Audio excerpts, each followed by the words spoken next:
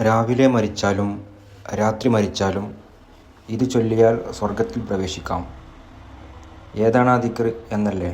വരൂ നമുക്ക് നോക്കാം.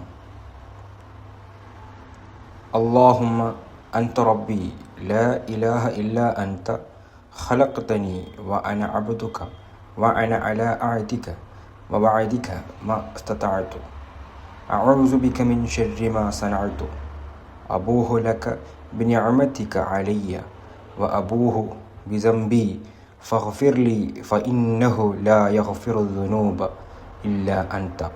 അല്ലാഹുവേ, നീ എൻ്റെ റബ്ബാണ്, നീ അല്ലാതെ ആരാധ്യനില്ല.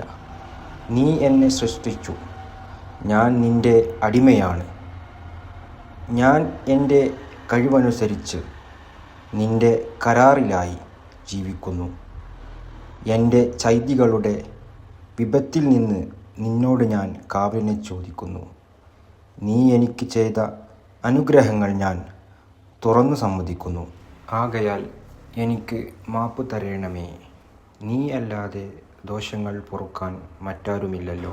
ഷദ്ദാദ് ബിൻ ഔസ് റളിയല്ലാഹു അൻഹുവിൽ നിന്ന് നിവേദനം.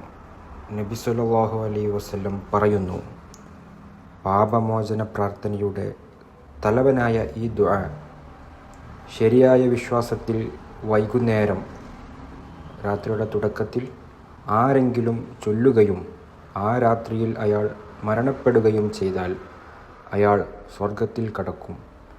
അപ്രകാരം പ്രഭാതത്തിൽ ചൊല്ലുകയും പകൽ മരണപ്പെടുകയും ചെയ്താലും അയാൾ സ്വർഗത്തിൽ കടന്നത് തന്നെ.